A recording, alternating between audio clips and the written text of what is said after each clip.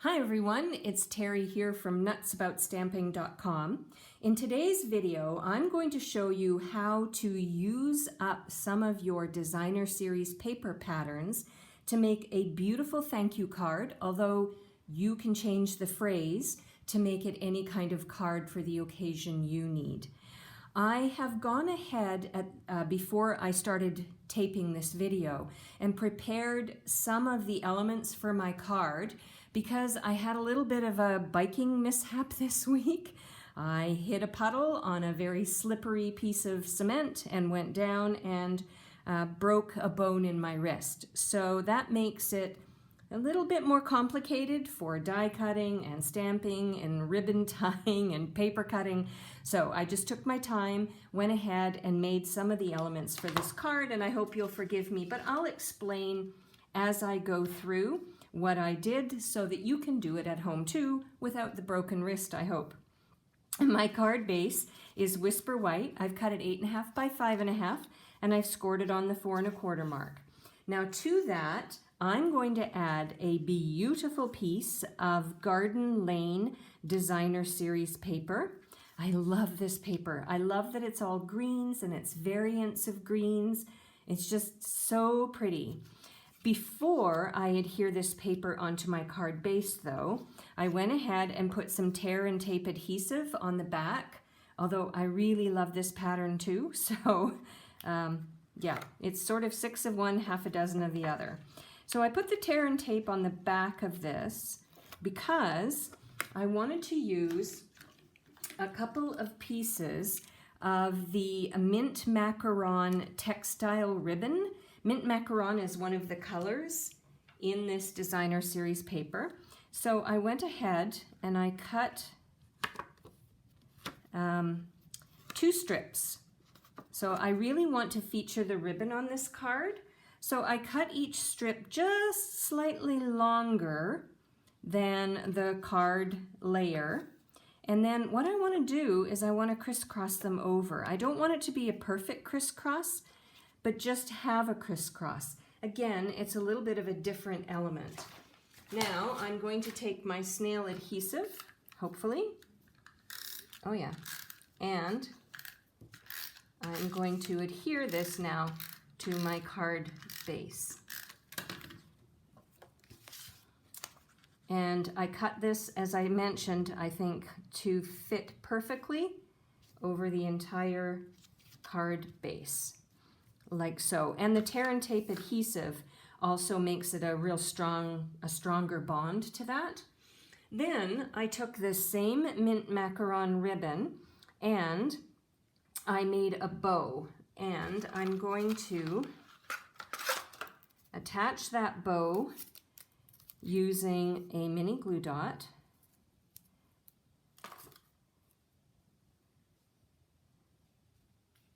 Like so. Okay, now I'm going to set this aside for a little bit.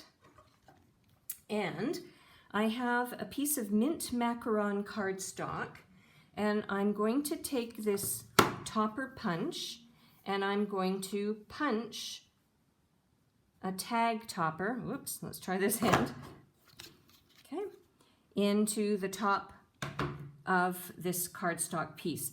It's a little uneven, it slipped a little bit. It should have a perfectly rounded side on this side, but you know what, considering, it's okay. Now I'm going to bring in my mint macaron ink, hopefully open the lid, hang on a minute. Okay, hard to do. And I have from the Verdant Garden stamp set this leaf image stamp, which I quite love. And I'm going to bring in a scrap piece of grid paper because I want to stamp over. You know what, before the video, I actually made a different tag, and I'm pretty picky. I really want a tag that's got a perfectly round edge because this is going to go to somebody who placed an order with me, and I want her to have a really nice card. So I'm just going to randomly stamp. Now if I wanted it to be a lighter ink, I could ink it up, stamp it off, then stamp it on. But I'm okay with it being so bright and bold. I guess it's designer's choice. Now, the next thing I'm going to do, or that I did before the video began, was I took one of the well-written framelits, that's that word pack, and I die cut out the thanks from a scrap piece of mint macaron cardstock. And on the back of that cardstock, I put some of our multi-purpose adhesive sheets. I put a strip of that on the back so that it would create a sticker. And then I'll just poke this away from the die, like so. And then I'll poke out these little extra pieces. Although usually when you peel off the backing, it pulls these away anyway, but I want it to be all ready to go. And then also before the video began, because I can't use scissors very well, it hurts a lot, I made this little whisper white banner. So what I'm going to do is I'm going to take the thanks and I'm going to peel off the backing. There was just another little bit there. Hopefully peel off the backing, yes. And then I'm going to adhere this down onto the banner. Hopefully straight. That is the idea. There. All right, and then I'm going to use my snail adhesive, and I'm going to put some snail just across, partially across, and I'm going to angle this a little bit like that, and then I'm going to bring back in my card like so.